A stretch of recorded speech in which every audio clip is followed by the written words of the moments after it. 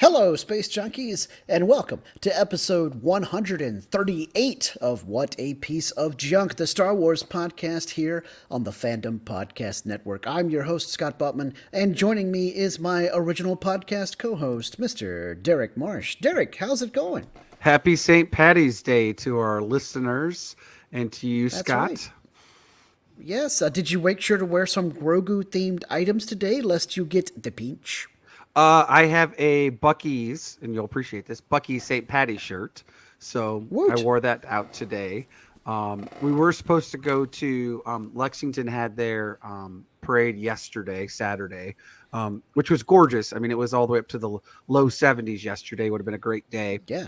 Even with the cool breeze that was going on. But unfortunately, the hot, cold weather has gotten me with a sinus infection. So we decided not to. So we did some cleaning around the house. Christina decided to paint the bottom kitchen cabinets black because she wants a new thematic look. So now we have black on white contrast. So you could always say our kitchen now looks like a stormtrooper if you want there. I know you'll appreciate that, Scott. So. Yes, the next time I come to your house and decide to cook something, I'll be sure to, blacken it so that it's on the dark side. I was going to say I would bring a stormtrooper waffle maker, one or the other. Or my stormtrooper-themed Instant Pot. There you go. Yeah. But you know who won't be on the dark side, even if I am cooking? He'll just be on the standing by my side and salivating. It's my original Wookiee co-pilot, our very own Dave Filcloni, Mr. Miracle, the man of 1,000 nicknames, the gooey chewy, Nathan Miracle. Nathan, how's it going? Well, I'm always thinking with my stomach. So yes. I will definitely eat that blackened chicken or blackened pork. There you go. Oh, wait, no. As a Chewy devotee, you can't eat porg. It's all, don't eat me, bro. It's the tip yip or whatever it is, right? Yes, tip yip. Yes, Tri-tip, tip yip. yip. Yep. I feel like tip yip is just Star Wars tri-tip. It's got to be what that is, right? No, or maybe it's vegan porg. It's Star Wars turkey. Because that's what they eat at the holiday special. And that is true. And they even hang it over the back of the engines of the Millennium Falcon to cook it, which apparently cooking meat with engine exhaust is the de facto rebel or poor people way of cooking in Star Wars, because they do that at Galaxy's Edge with the modified pod racer engine that is cooking the Ronto wraps at Galaxy's Edge, right? Well, that did that in episode 1 too, didn't they? When they were going through the streets of Tatooine. In Mos Espa. Was that a modified pod racer engine? I never got that. I'm gonna have to go back and watch Phantom Menace. Isn't that like what they're serving Sebulba? I thought that's what it was. Well, I know they were serving him food, but I didn't know it was roasting on an engine part. I thought it was. Oh, maybe darn! An excuse to go back and watch more Star Wars. Yeah, what do you know? Well, speaking of watching more Star Wars, we know you guys aren't here to hear us discuss cuisine. That's a whole different podcast. But we're going to talk about Star Wars. And in this week, we're talking about 2 episodes of Star Wars The Bad Batch once again. Now, in the previous episode of What a Piece of Junk, number 137, we did also talk about 2 episodes in the same podcast, but that was more our fault because we had been busy and hadn't recorded for a while. This time around, we're doubling up with The Bad Batch Season 3 because of Lucasfilm making the decision to release both of them on the same day. And that was back on Wednesday, March the 13th. To be fair, it was just a really long episode. That's all. Yeah, it kind of was just a really long episode. It's technically part 6 and part 7, but we're merging them all together for our discussion because they're so interconnected. It was basically a 2-part story. Back in the olden days of broadcasting cartoons, we'd have called this a mid-season finale, and it would have just been either one big long special or a 2-part. It actually would have been something part 1 and something part 2. But we don't do that stuff anymore, kids. So anyway, very rarely. We're going to be talking about episode 6, Infiltration, and episode 7, Extraction.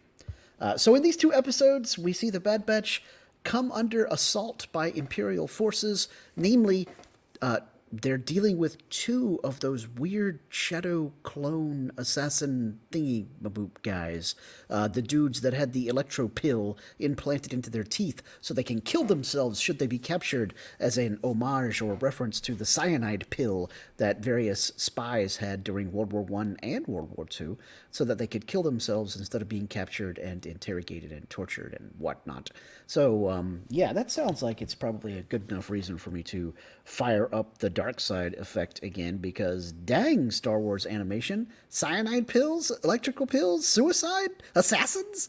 Anyway, so yeah, let's get right into it. So these are for 6 and 7, the questions. So Derek, number 1 question: what did you like best about these episodes? And you can do 2 answers, 1 for each episode, or just overall, whichever you feel. No, like I'll doing. go with overall for this, just because, like I said, it felt like an overall long episode, right? I really enjoyed, again, where you have the good guys, in a sense, going down to the border of the dark side, with them, contemplating how far they're going to push themselves to get the answers they need. It's something that's very similar to what we've seen the rebels do later on, that we've seen in various previous stories, right? Specifically around Andor, and what they had to do, right? In Rogue One, with Saw Gerrera, that obviously, he's gone full, not quite dark, but pretty willing to do the things necessary to get the job done, even at the cost of his own men, or, at not, saving what, they could do for people around them, or even the enemy, right? And we've kind of noticed that a little bit throughout this season that we've even talked about, right? With the Bad Batch not holding back in a lot of senses when it comes to no longer stunning, right? Whether that is because they know they're not clones, and they're just, obviously knowing it's the Empire now, or are they doing it because they're just, treading that line of, good versus evil, doing the right thing. Obviously they're no Batman at this point. So, Right. how far are they going to push themselves to get these answers? And obviously we don't know. We know Rex obviously survives, like we've talked about. And, we don't know what's going to happen to the rest of them. And does it eventually bite them back, right? We've obviously seen Crosshairs do some things. And, he's kind of regretted it now that we get a little bit more of that. But people not trusting him still, right? Obviously, Hunter and Wrecker and Omega, and to some degree Tech, not Tech, Echo. Echo, thank you. Trust him, right? But the others don't. Now Rex says that he does, right? Because Hunter does, but the other clones obviously, are not quite sure. And it's hard to say, because then when you have them instigating, the other shadow clone, right? He says, well, why don't you ask him, right? As he's pointing to Crosshairs, and, that's giving the reason for them to doubt each other. But overall, I did like that about this, where you're kind of, again, getting that how much is too far for the heroes. Yeah, totally, and I agree with you completely that it was a situation where they were bumping right up against that border, and and I noticed that Crosshair almost seems reticent to do the stun thing the whole time. Like, he doesn't even care about whether or not he should stun their fellow clones. He's definitely going to blast the Imperial stormtroopers, whatever the non-clone ones are. But he seemed pretty fine blasting clones as well, as if they were getting in his way. But yeah, it's a great pair of episodes for me. I will do the same thing as you and pick one overall best or favorite moment. And for me, that was a little more lighthearted than what you had to say. So let's, not be quite as dark side here. But for me, it was the fact that they spent a good portion of the episode talking about the food they were eating at their little secret base, right? So I got to keep doing my recipe jokes here. But yeah, the fact that they kept talking about how the food was based on Fireball's recipes, this is cool. I'm like, I want more about Fireball as a character, because we don't know him as well as we do some of the other clone troopers. And I love the implication being that it was basically like chili or something, because it's kind of like when firemen cook at the firehouse, you know? And Fireball, of course, would have the really spicy chili. And Omega kind of gets to the point where she's not that keen on it, so she gives it to the dog. She gives Batcher some of her stuff, and she's like, "Here, Batcher, you can have my share." And I'm like, "Oh, good thing Fireball's not on base right now to watch everybody dog out his particular recipe for this chow." Also, now we can call Batcher a chow hound. Hey, What up, bump? all right.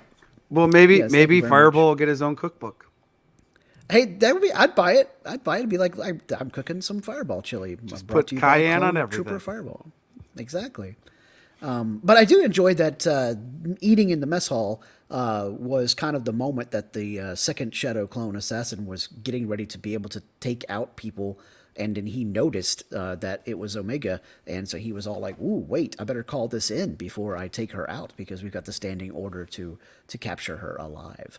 But yeah, just them having that sense of camaraderie and hominess in a base again, and then having it all ripped away. You know, I mean, it was really well written for that part of the episode, and that was probably the part I liked the best. All right, Nathan, what do you got? What you like best about these episodes? Well, I'm going to try to keep this brief because a lot of what I like about this episode is going to be answered in another question, because we always ask about connections to other parts of the Star Wars universe. And we got a lot of them. We got to see some characters that appeared in the Clone Wars. We got to get some name drops of clones. You mentioned Fireball. We also hear Gregor, which we know he survives. He's one of the 3 on the walking thing in Rebels, whatever that thing was, the ATT, whatever it was, the repurposed the sand fishing rig. Yeah, you know what I'm talking about. But it was neat to get to see a bunch of different characters from all around the Star Wars universe and check in and see what's going on. Even seeing some former Separatists and former Republic characters getting together on the same side. That was neat to see. But like I said, I'm going to keep that part brief because I will mention a whole bunch of this stuff when we talk about connections to the rest of the Star Wars galaxy. Yeah, totally. And you're right. Getting to see the senators involved talking to each other, that was pretty cool. Like you said, bringing together a member of each desperate side from the Clone Wars, and it was good to see that not Senator Ochi, but the other guy, Singh, Avi Singh. Singh, yes, Senator Singh was still alive and still being protected by his friends that are the rogue clones and other. Or is he? Because his voice changed. He's no longer Alexander Siddig. He was Danny Jacobs. I saw him. I thought, oh, this is Alexander Siddig, and I was listening to him like this is not Alexander Siddig. So I had to look it up afterwards. Dr. Bashir. That's exactly what I thought. Like, I do not hear Dr. Bashir in this voice. Fascinating. It probably was a budget concern or maybe scheduling. I don't think we're supposed to read too much into that. Probably not, but it's more fun if we do. So. Yes, it is Dave after all. Yes. Yeah, you should know, Mr. Phil Cloney. Anyway. Okay, yes, it was a scheduling thing, but yeah, it's more fun to pretend like it signifies something. Conspiracy. All right, moving on to question 2. Derek, what did you like least about these episodes?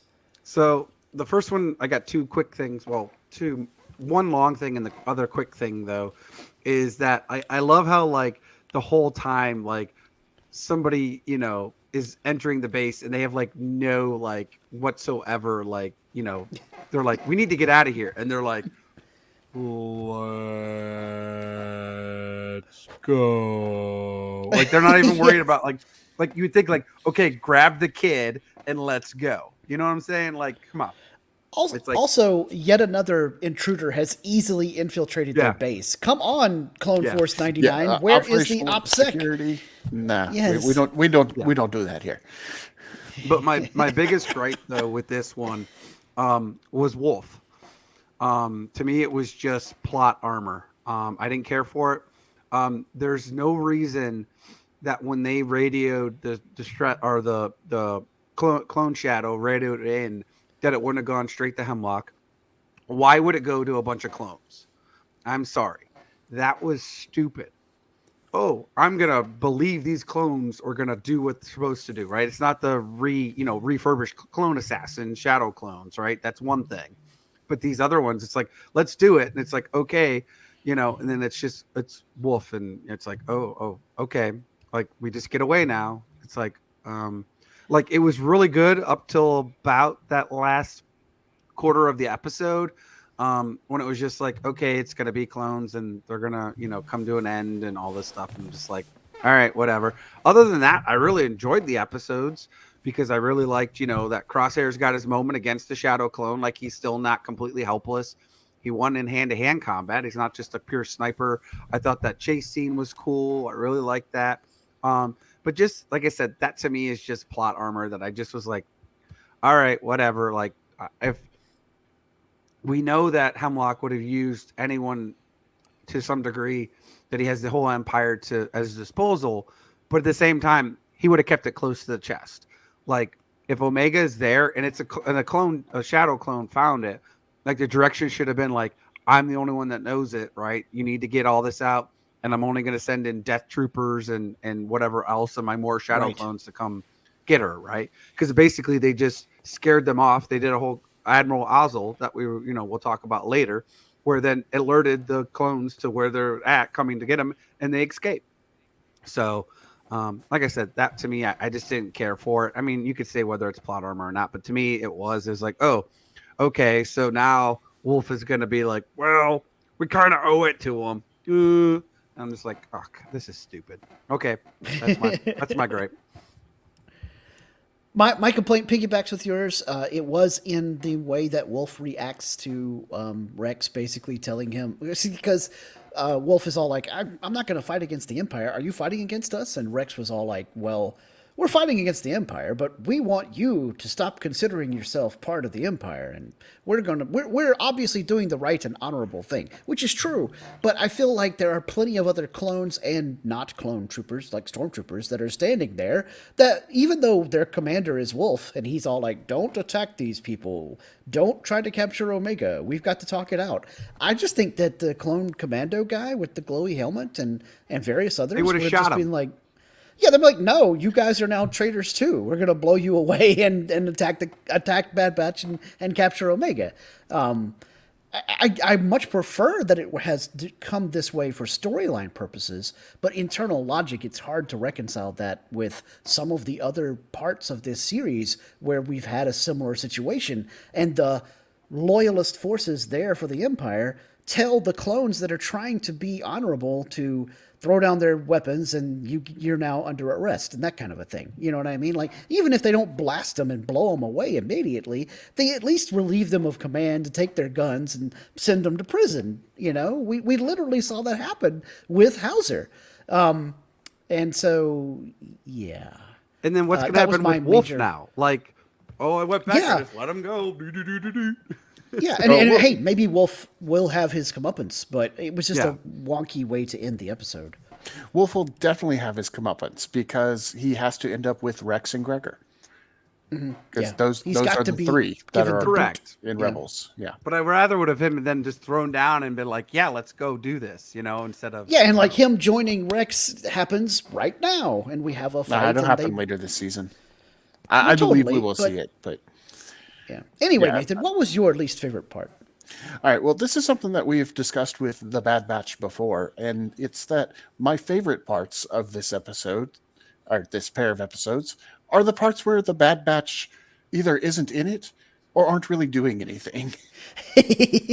Fair. Yes. Like, I really liked Rex. I love seeing Wolf. I liked seeing Avi Singh and Rio and.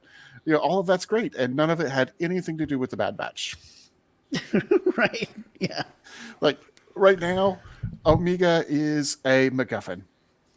The bad guys want her, the good guys have her, and the plot is protect her. That's it. And that's all the Bad Batch really has to do. For a show called Bad Batch, I'm really enjoying everything else more. It's a similar problem as we had with Boba Fett.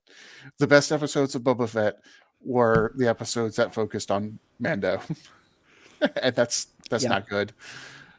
And because Sorry. it's St. Patty's Day, is she an O MacGuffin? No. No.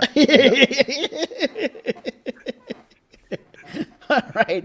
I think on that note, we'll just move on to question number 3. What other connections did you draw to the rest of the Star Wars galaxy? And I'm going to go first because I don't have a whole lot, and I know Nathan has a bunch. And my one is the Leech Vessel. So they're all getting, attacked in the tower there. That's their temporary base, and the Shadow Clone assassin is getting over on them, and so they're like, we're gonna have to get out of here, but our ship's been blown to pieces, but we do have our leech vessel down at the bottom of the tower here, and so they get into it and fly off. And even then, the Shadow Clone assassin almost gets the better of them by blasting their engines directly.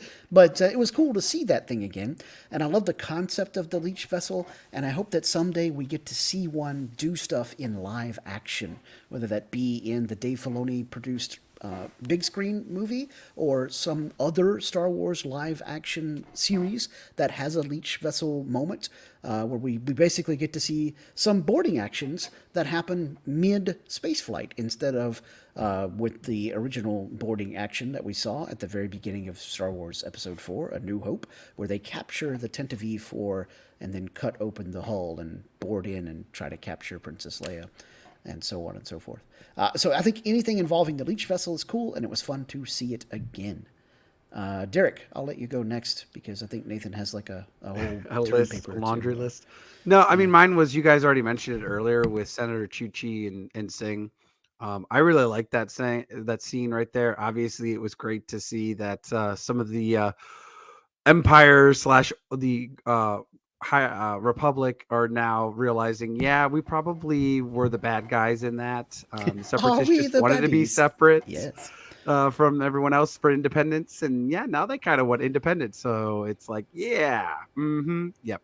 So I really like that scene. So, it brings across the entire Star Wars universe. Every 20 years, somebody takes over new, and we got to have somebody else uproar it. So, because that's all it feels like we ever get in the Skywalker's current timeline. So, Yes.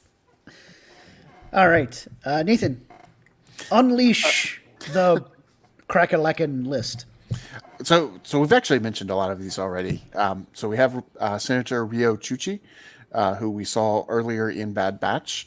We also saw Senator Avi Singh earlier in Bad Batch. But again, changed voice actors, with apologies to Dr. Bashir, no longer Alexander Siddig. But that reminded me of an episode of Rebels where they find some old battle droids who start fighting the rebels until the rebels point out to them, hey, the Republic became the Empire, and your fight now is against the Empire because they are the successors to the Republic. So we're actually the successors to the Separatists because we want to overthrow that government. You should join us. Yeah. So which ones are the good guys and which ones are the bad guys switch from a certain point of view. From Palpatine's point of view, everybody's a puppet anyway. We did get a couple of clone call-outs. You mentioned Fireball. We also had Gregor. As I mentioned, he we know survives because he ends up in Rebels with Rex and Wolf. And of course, we have Wolf with his cybernetic eye. Found this out recently. It's not actually just a milky injured eye. It is cybernetic, and he lost it when Asajj Ventress cut it out. Oh. Yeah. This happened in a comic book. The reason that particular story arc was never in the Clone Wars show is because it's a very complicated, convoluted story that involves a whole bunch of different people on a whole bunch of different planets at the same time. And that's really hard to translate into a nice 4-piece arc in the cartoon. So it Now never got listen, adapted. if we had the Mortis trilogy happening on the animated show, Mortis trilogy is only surely, one planet, though. still though, it is complicated. Well, and to It be is fair, complicated, yes, but you only need to show him versus Asajj to really see that he gets a cybernetic eye. You could just ignore everything else. You can just take that little point and plop it into an episode. yes, but if you want the whole Battle of Korm, which is where this happened, that involved a whole lot of stuff and a whole lot of different Jedi and different clones and all of that. But long story short, Asajj Ventress cut out his eye, but he survived and got a new eye, and that's why he's got a new one. And he is, of course, was underneath Plo Koon, who is Dave Filoni's favorite Jedi. Can you blame him? It's Plo Koon. I mean, he'd be my favorite Jedi too. Wait, Yes, we know. Yeah. So it was neat to see him, and of course, he's one of the clones who never actually betrayed his Jedi because Plo Koon was in a starfighter when Order 66 happened. So he was shot down by clone pilots, and Wolf is not a clone pilot, so he never betrayed his own Jedi. Only by circumstance. His Jedi wasn't there. He probably would have because he still had the chip, or perhaps he wouldn't have because the chip may have been damaged when he lost his eye. Ooh, now see, if they bring in Ventress and have the whole thing where he got his eye cut out and that made it where he didn't have the chip, that'd be awesome. That'd be cool. Rule of unintended consequences. And that might also help to explain why he would be like, you know what, we're not going to take these guys in when others would have.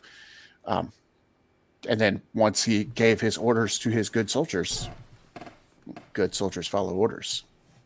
Indeed. Although I still that glowy face clone commando guy has done so many things that I'm just like, come on. I feel like that guy needs a name. Is that Commander Scorch? No, Commander Scorch is somebody else, isn't he? I am not sure. That I'll have to look up.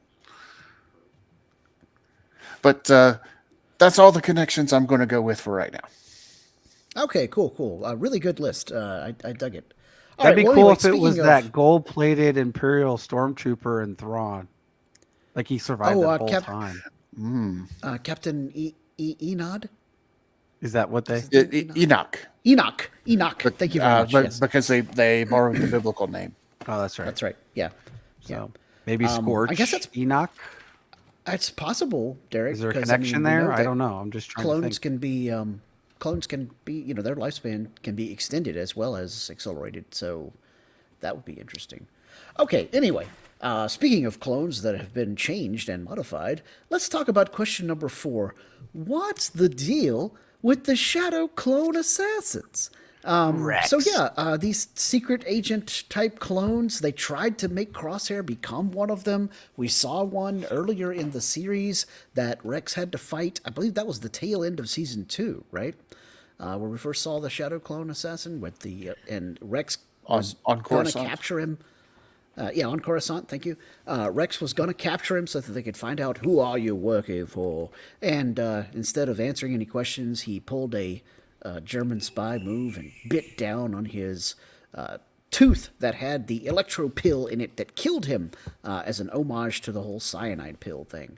And also a reference back to The Mandalorian when we saw an Imperial officer do that. Yes. So perhaps... Sorry, I had to throw in one more connection. Perhaps the Imperial Remnant was more serious about all the whole you cannot get captured, and now not just the clone assassins have the electro pill, but everybody has to have the electro pill so that you don't give away to the Republic where we are and what we're up to. Yep. But yeah, so my answer to the question, what is the deal with the Shadow Clone Assassins? It's all that stuff, plus a lot of good old-fashioned brainwashing and psychological conditioning to turn those clones from honorable soldiers into dedicated, unquestionably loyal killing machines, and continues to be a broader metaphor throughout Star Wars as a reference to the Vietnam War, because you had so many veterans coming home from Vietnam that just couldn't turn off the killing, man. There was a whole movie, multiple movies made all about this, including Apocalypse Now, Platoon, and of course, The Deer Hunter. And some might say Rambo as well. The first Rambo, definitely more of a Vietnam allegory and direct response to Vietnam from the veterans' point of view. And I think, every time we see Crosshair look with he sort of has that look of disgust on his face about these clone assassins. I think it's mostly because he realizes just how close he came to crossing that line himself. And so he's not necessarily disgusted with that assassin, but rather disgusted with himself, because he views it as his own weakness that made him almost agree with all that stuff until he more dealt with his feelings that had gotten him thrown in jail in the first place on Mount Tantiss, about how the Empire treats the clones as expendable. And he doesn't want that to happen, because deep down he still has Jango Fett's innate sense of honor. And so that's what's keeping him from crossing the line to become one of these mindless assassin clones. And as Wrecker often reminds us, sometimes being defective makes us more effective. And so Crosshair couldn't be conditioned the way those other clone troopers could, because he is part of Clone Force 99. But I think that we'll definitely be dealing with these shadow clone assassins for a while in the rest of the season. Derek, what are your thoughts about clone assassins? What's the deal with So, most likely it's not, but it would be cool to counter what you're saying, Scott, and Crosshairs is a clone assassin. And the reason his hand is shaking is because he's trying not to kill them at that time. Okay, yeah, he's a deep sleeper agent. He's going to be like Talia Winter on Babylon 5, or any number of other traitorous he's people a that he's didn't a even realize. double agent at this point, right? So, no, I think that would be really cool if that was the case, and that's how Hunter dies. Is that Crosshairs legitimately shoots him in the back, right, when he's not expecting it. And then that's when Wrecker and Omega have to kill Crosshairs, and that's how two of them die. So that would be an ultimate betrayal, but it would be a typical Hemlock where they were able to plant another chip into Crosshairs, or another subcommand that is, not, Order 66, but Order 99 or something, right? Which is kill your clone peer. Yeah. If they have an Order 99, that'll be absolutely poetic in this series. So I could see that happening. Also, like Agent Seska on Star Trek Voyager. Sorry, I had to bring in a Star Trek one. So yeah, that could be totally cool. I'm going to go with like Red Arrow in Young Justice, complete with being a clone. Spoilers. Yeah, a little totally, late there. yeah, right. Totally a clone. Yeah. Derek, you got any more to say about clone assassins, or you're all good? Okay, Nathan, I'm good. Your thoughts? What's the deal with that? Well, I think Derek is right when he says that it's not likely that Crosshair is actually a deep sleeper agent. I think they did try to make him one. I mean, they pretty much said that in the show, but that he resisted. And I think this might be the Dark Troopers Mark 1. And this might be when they start to figure out that part of the weakness of the Dark Troopers, or the early versions of the Dark Troopers, is the people inside. Because we tried to make this one person a Dark Trooper, and it just didn't take. So they start to learn that, it's great when it works, but it doesn't always work. Right. And so then they move toward the whole, let's make them robots instead. Yeah, let's get them to be cybernetic next, and then full robot after that. But man, they really reminded me of the Separatist assassin droids, with the narrowing of the helmet down towards the jawline. It looked a lot like those assassin droids. And the black circle part of their viewport. Yeah, totally. Cool. All right. Okay. And now finally, question number 5. Derek, I believe this was your question, so I'll let you take it away. So At first, I thought the assassin that they were going to send was going to be Asajj, but it ended up not being her, right? It ended up being another actual clone. And then, they obviously see at the end where the clone survives, right? But when do we think Asajj is actually going to come in, right? Is that going to be next year? And then do we think she's a clone? Good question. I think that she is going to show up in the finale. I actually think that she'll be only in the finale.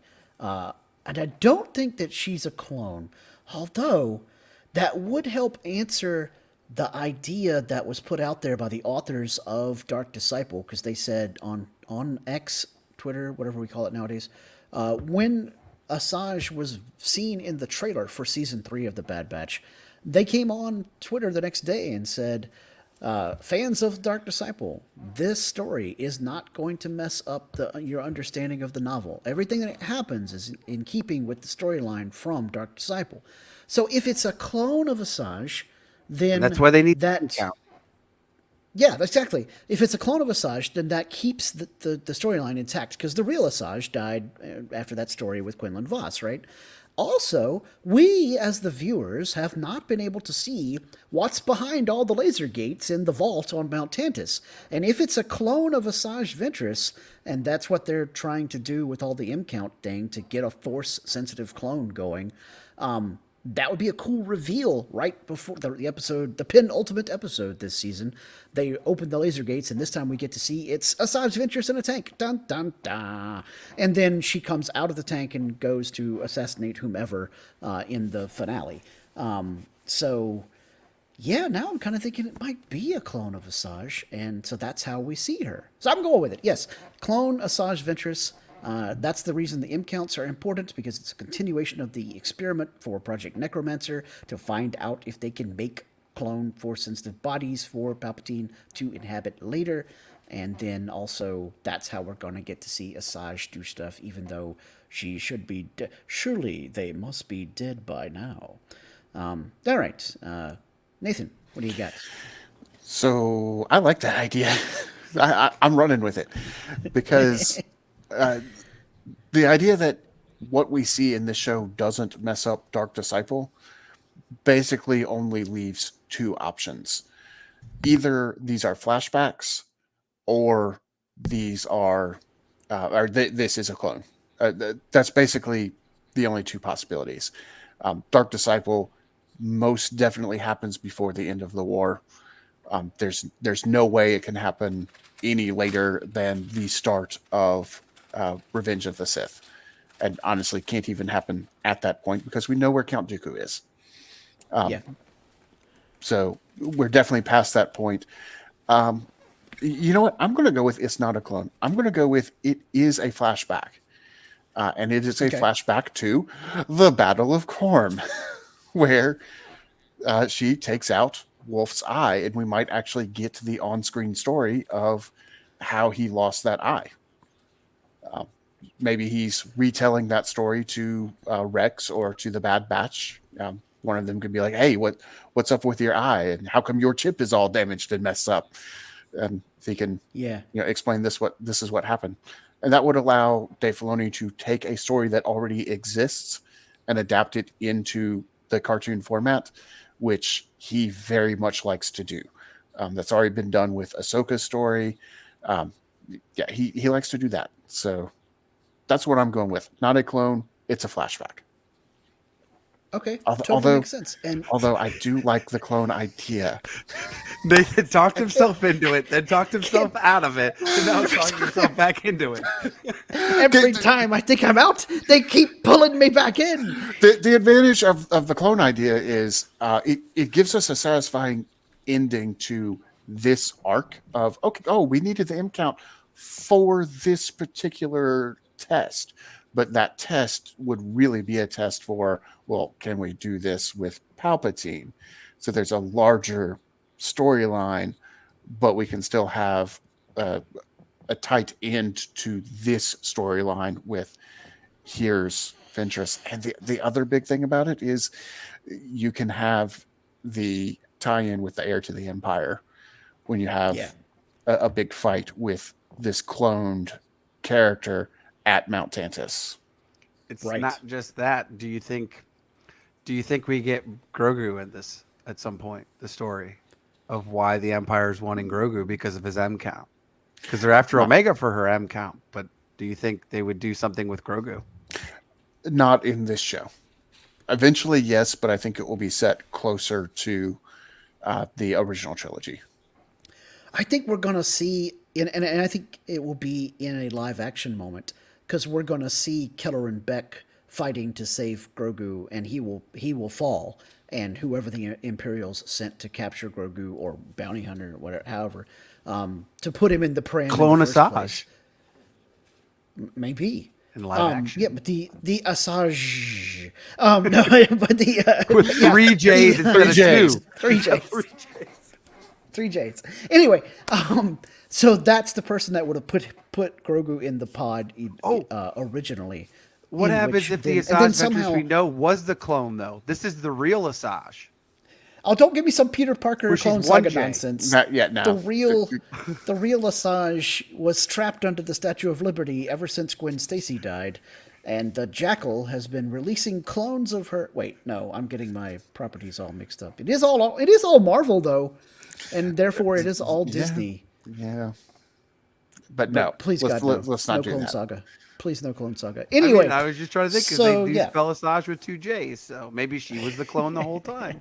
Oh, it was right there in front of us. Draws various threads of red yarn to connect all the Charlie Red Day. lightsaber Charlie yarn. Day. lightsaber yarn. Yes. All right. Well, anyway, if you want more baseless speculation and conspiracy theories for your pop culture, you should check out the other shows that we have here on the Fandom Podcast Network. And we're going to take a quick break so that our friend Kevin can tell you all about them. Thank you for listening. We hope you're enjoying this podcast. Here are the other great shows on the Fandom Podcast Network. Culture Clash, where we discuss the latest in entertainment and pop culture. Blooded Kings, our show covering the entire Highlander universe. Couch Potato Theater, we celebrate our favorite movies.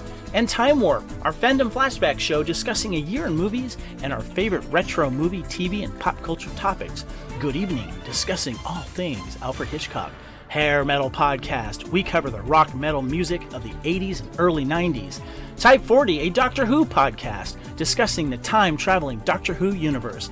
Lethal Mullet, an action film podcast covering the 80s, 90s, and beyond. Also, check out the Lethal Mullet Network for more great podcasts. What a Piece of Junk, our Star Wars podcast. Making Treks, a Star Trek podcast, with a deep dive into the final frontier. The Fandom Show, our Fandom Podcast Network live YouTube show discussing the hottest topics in fandom. The True Believers MCU podcast, discussing the Marvel Cinematic and Television Universe. Union Federation, our Star Trek and the Orville Show. And we're proud to welcome the BQN Network to the Fandom Podcast Network.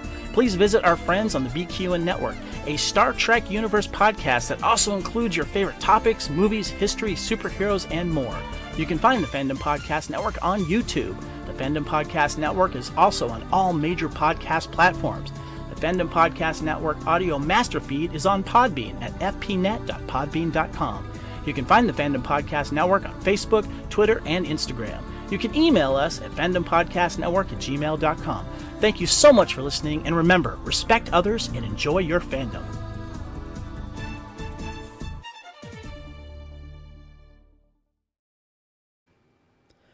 All right, thanks, Kevin. All right, guys, so we're back, and we had a little bit of Star Wars news this week that we can discuss here at the end of our episode. First up, Patty Jenkins has announced that she is once again director and apparently writing the script for Star Wars Rogue Squadron. Now, Derek will often like to remind us with all these movie announcements for Star Wars these days, I will believe it when I am in the theater seat, popcorn in hand, getting ready to watch the movie. Right, Derek? It's been 5 years. Still no movie. Yes. It's going to be at least another 2 more. I don't know if I'll believe it least. even then. It's like this is all just some fever dream that I wanted to watch Star Wars in movies. But no, but it's going to be all Star Wars Rebel Moon. Yes, I'm in. Anyway, so yeah, we got a article here from our friends at Variety. So pretty solid Hollywood news source. Zach Sharf has written a headline: Patty Jenkins says, "I am now back doing the Star Wars movie Rogue Squadron. After Wonder Woman 3 fell apart, I now owe Lucasfilm a draft." So she's using the language here of that she is committed to doing stuff for Lucasfilm, and it was only put on hiatus because of her commitment to Warner Brothers and the DCEU for Wonder Woman Part 3.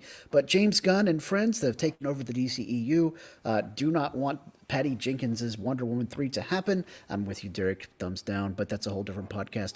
And so they're basically saying to Patty Jenkins, thanks, but no thanks. And so Patty is now out there making the rounds in the media. And she says, guys, here's a quote. "When I left Star Wars to do Wonder Woman 3, and I started working on that, we talked about, well, maybe I'll come back to Star Wars after Wonder Woman 3. So we started a deal for that to happen," Jenkins said. "When Wonder Woman 3 then went away, Lucasfilm and I were like, oh, we've got to finish this deal. We finished the deal right as the strike was beginning, so I now owe a draft of Star Wars. So we will see what happens there. Who knows? They have a hard job in front of them of what's the first movie that they're going to do," Jenkins added, talking about Lucasfilm. "They have other directors who have been working, but I am now back on doing Rogue Squadron. We'll see what happens. We need to get it to where we're both super happy with it." So yeah, guys, this is not confirmation that Rogue Squadron is happening, but it is confirmation that somebody is writing a script for it. Derek, what are your overall thoughts about this? Patty Jenkins coming back, no Wonder Woman Part 3. How does the quote-unquote success or lack thereof of Wonder Woman 1984 factor into this when you're looking at Patty Jenkins as Rogue Squadron screenwriter and director? So, as a director, I think she's great still. I don't think there's anything wrong with her directing skills. Her writing skills have been hit and miss then, right? I mean, obviously she can write something really good, and then she can write something that's really convoluted and done poorly, right? Yeah. And that feels like Star Wars recently, outside of the series. But when they announced it, I mean, I was excited for it. Let's be honest, we actually got a trailer, right? But it was a trailer about her being the director for it, right? So we actually did get a trailer technically. It's been the most Star Wars movie trailer we've ever seen, like I said, the past 5 years. And I do appreciate like that, she does have an affinity for real life dogfighting because of her father and the history with that. Yep. But I also look at what we've had history-wise with Rogue Squadron, and I don't know, again, where that's going to put it, right? Is it going to be an actual Rogue Squadron with Wedge, or is this going to be a whole thing on its own, right? Because I feel like, and that's probably why they haven't said anything within the whole Mandalorian universe, they never have done anything with Rogue Squadron, right? They don't even call it out at all. But I really, really, really, really actually would prefer that it wasn't a movie and that it was a series, because I feel like it would be really well done to give characters the option to be able to be, given breath, given the ability to actually learn about these characters. Because I feel like if you're going to spend all this time introducing people, especially with Rogue Squadron, you're talking at least 8 or 9 kind of main characters to some degree that are going to be pilots, and maybe a couple of astronomic droids. And then you're going to have other characters. You're going to have villains, and it's just going to be too much if you're trying to cram it into a 2.5-hour movie. Yeah, I think you're probably right there, Derek. It's going to be too much to try to cram into a 2.5-hour movie.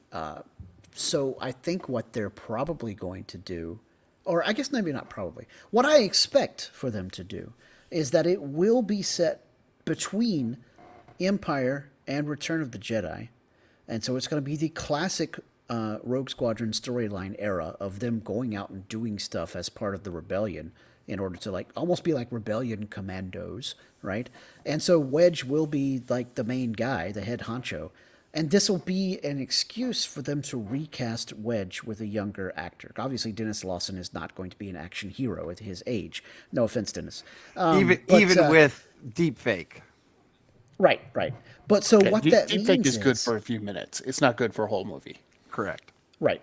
What that means is we're going to, rather than try and introduce a bunch of new characters, we're going to recast a bunch of already well-known characters. Alden Ehrenreich is coming back as Han Solo in this movie. Donald Glover might be back as Lando in this movie. I'm not sure about that as a cameo. Well, Han would be frozen. Yeah, but I think this is going to be a situation where we'll have a flashback or at least him in a hologram. Heck, it could even be that Rogue Squadron's mission in this movie is to go get Han from Jabba's palace, but they're not able to pull it off, and that's why Luke and them have to do it in Return of the Jedi. Or even they're chasing Boba Fett while he's got Han in the Slave One cargo hold. Any number of things like that, right?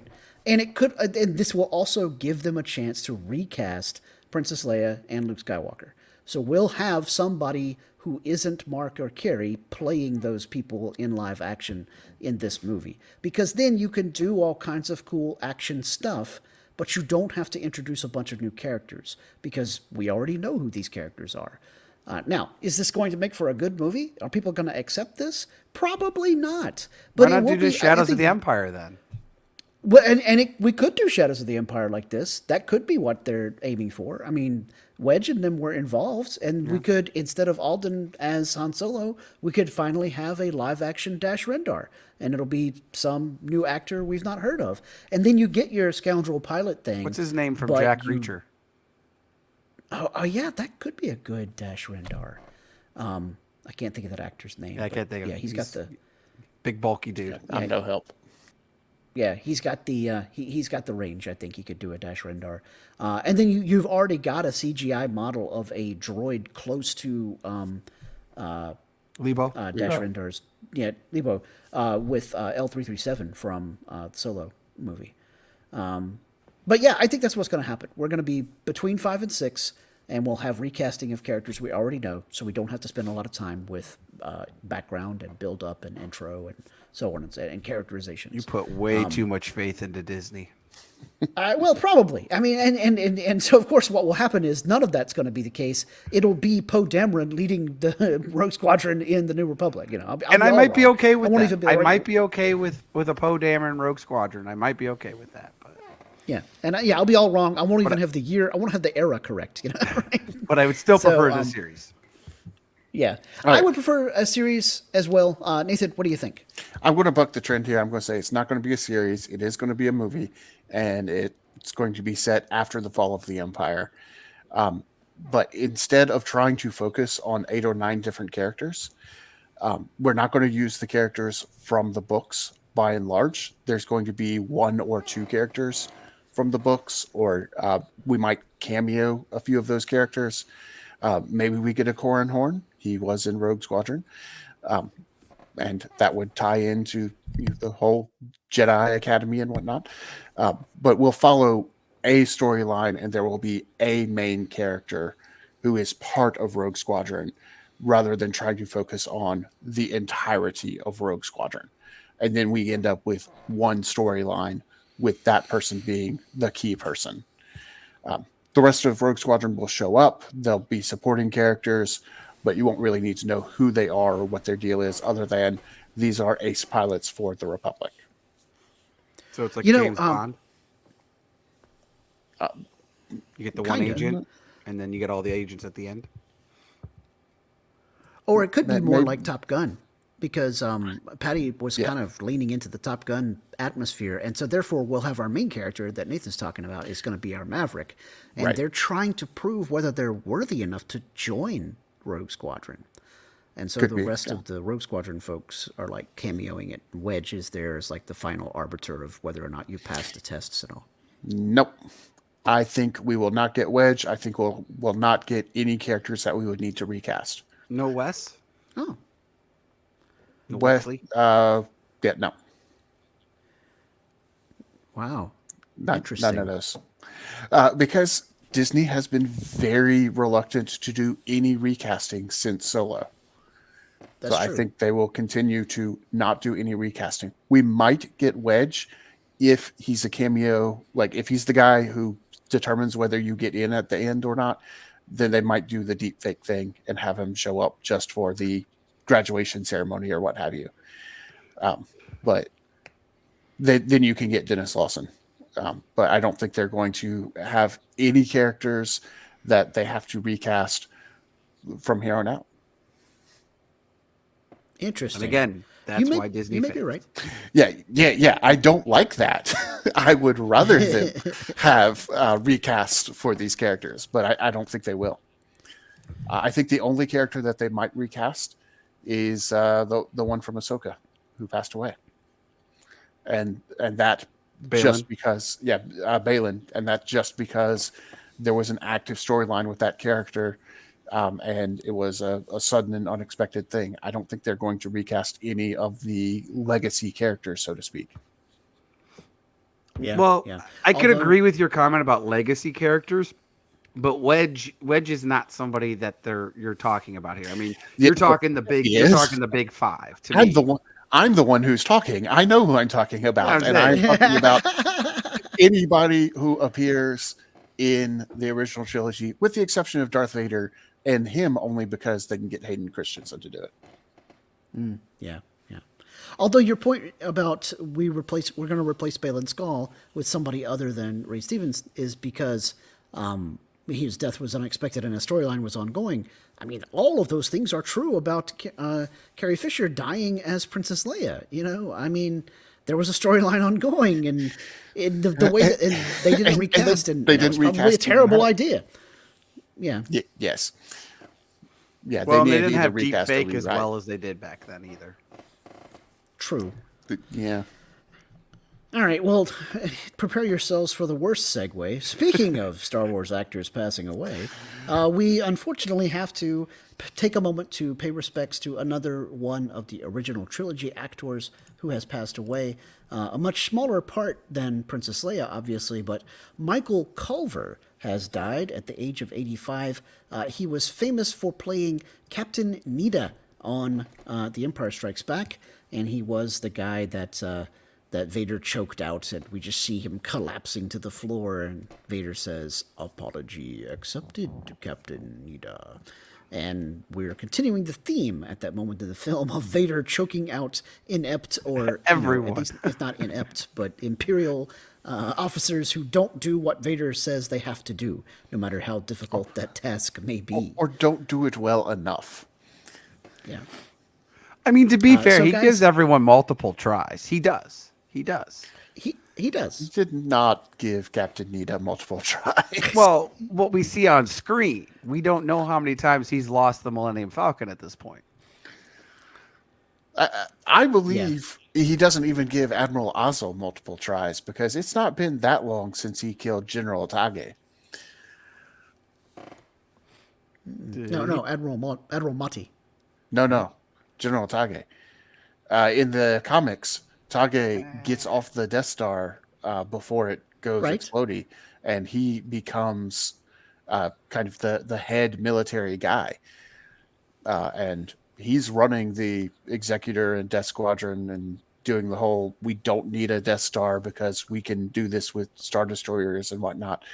And eventually, shortly before Empire Strikes Back, Vader gets fed up with him and kills him. Oh, I knew in the comics he survived. I didn't know Vader was the one that eventually killed him. I thought he got killed by the rebels. Wow. Nope. Maybe that was what I was supposed to think. It was. It was all a misinformation campaign. Vader kills him. But again, how many times did he fail him? Yes. I mean, he may have a three-strike policy. Going back to Michael Culver's career outside of Star Wars, if I may, he did a lot of acting over the course of 50 years. His other notable roles include parts in Sherlock Holmes, A Passage to India, and Secret Army, which were bigger British hits. And his agency notes, and of course, one of the most memorable death scenes in the Star Wars franchise. So obviously, Captain Needa's place in the pantheon of Star Wars is going to be well remembered because he helps illustrate an important point about the way Vader was interacting with his men at that time. but also just, what blind obedience to a fascist regime can lead to, which I believe the real Michael Culver would probably be very happy that he is well known about teaching that lesson, because after the early 2000s, he stopped acting to mostly concentrate on a political activism career, unusually becoming more outspoken as he got older. This is according to an article at Deadline. He was a major supporter of anti-Iraq war campaigner Brian Hall, who camped outside the United Kingdom's Houses of Parliament for a decade and acted in political theatre productions in London. He began first acting in 1961 and did a lot of television at the beginning, with roles in The Avengers, the one with Emma Peel, not the one with Iron Man, and The Adventures of Black Beauty, The Sweeney, and The Darling Buds of May. So there you have it, guys. Rest in peace to Brian Culver. Sorry, Michael Culver, friend of Brian Hall. All right, well, now it's time for Derek's favorite part of the show, and that is, what Star Wars shirts are we wearing this week? I decided to dig out more of my old Star Wars shirts now that I'm unpacking at the domicile, and I found my Bad Batch shirt that, as you can see here, is a reference to the album from Queen, speaking of British entertainment, that has the original 4 members of the Bad Batch on the Queen album cover riff, with their faces floating in black and white relief. So we have Wrecker, Crosshair, Hunter, and of course, pour one out for Tech. I always like this shirt because it's a Star Wars shirt, but it's a deep cut Star Wars shirt. So if you see it, you know that it's making fun of Queen, or at least homage to Queen. But then you're like, who are those dudes? And I get to give you some Bad Batch knowledge. Nathan, what do you got? All right, well, I've got 2 Star Wars things on today. It is, of course, St. Patrick's Day, so I had to make sure I was wearing green, and for that, I'm wearing my green Grogu hat. He's peeking over the bill of the hat right there.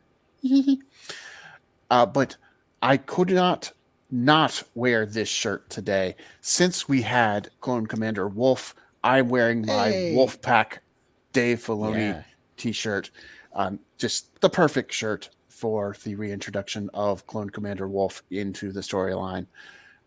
I couldn't wear anything else other than this. Absolutely.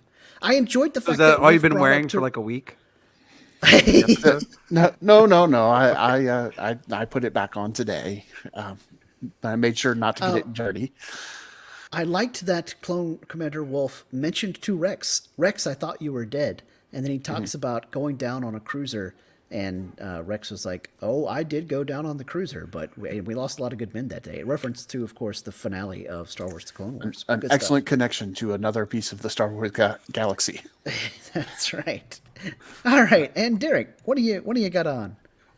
Nothing for wear. I mean, I've got a Star Wars shirt on, right? But it's my not today AT.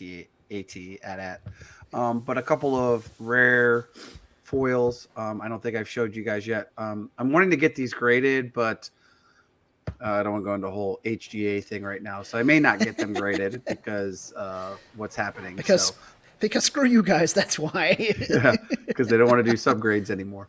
But anyways, the first one I was able to get a trade of for the foil. Oh my gosh, the big one, Luke Skywalker Jedi Knight foil. My goodness.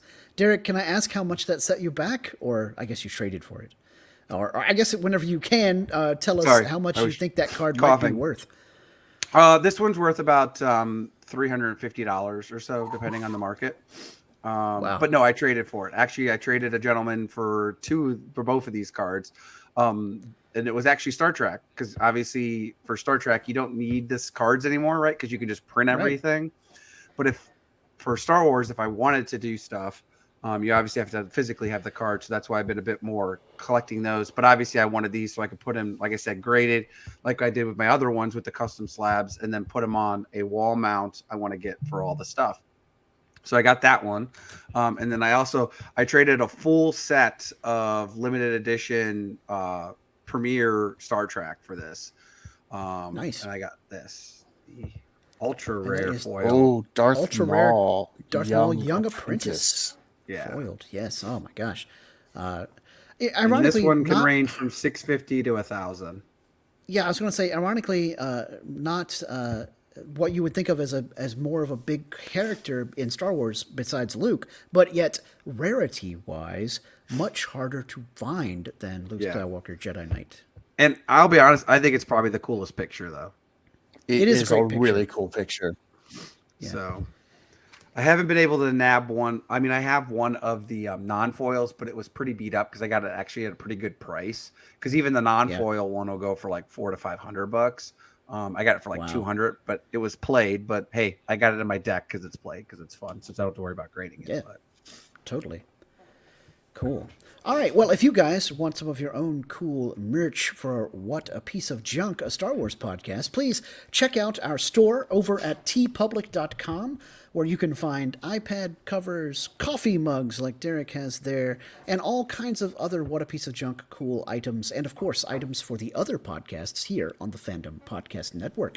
And speaking of the FPN, Nathan, let folks know where they can find us out there on the internet. You can find us in all sorts of places on the internet, anywhere pods are cast. You can find us on Apple Podcasts, Stitcher, Podbean, Spotify, iHeartRadio, Google Play, and of course on YouTube. You can also find us on Facebook, What a Piece of Junk, a Star Wars podcast. You can email us, whatapieceofjunkpod@gmail.com. On Twitter /X/whatever it is nowadays, we're at What Wars. And on Instagram, you can follow the entire Fandom Podcast Network at Fandom Podcast Network. If you do enjoy our show, or even if you don't, we would love for you to give us a review. Derek, can you tell us more about those reviews? So for our Space Junkie listeners out there, if you guys love us, then we need as many 5-star reviews as possible, because we need to make sure that we're paying off these shadow clone assassins. Because if not, then they're going to be coming after us. And I don't know about you guys. I don't think I have plot armor enough to worry about, Rex coming to save me, or, Wolf coming to make sure that we're okay. So I'd really appreciate it. Again, leave us any type of feedback that you guys want. Again, we joke around about the 5-star reviews. You can leave us 1 star if you want, if we're that bad. But leave us feedback so we know what to get better on. Right. Because again, we're doing this for fun. But if you think there's something that we could do that covers, something that, be better in the Star Wars universe, or if you just don't want us to talk about Star Wars at all and just want us to talk about something else, put that in the review. We don't care. Just leave us a review. Fireball chili recipes. There you go. Well, yes, yeah. If you have those, please leave those. Please leave those. But regardless, the 5-star reviews will help us when new listeners want to catch us and figure out, when they're doing their search criteria for Star Wars podcasts or anything in the YouTube algorithm, anything like that. Because you can obviously like us and subscribe to us on the YouTube. So we like any of that as well. But again, where you download us and stream us, please make sure you're leaving reviews so that way others can find us. We appreciate it. Absolutely. And as always, we want to thank you for listening. We make this show for fun and hope that you guys have a lot of fun when you join us to listen to us ramble on about the crazy life in a galaxy far, far away. But until next time, please always remember to respect each other and always respect each other's fandom. All right, Nathan, punch it.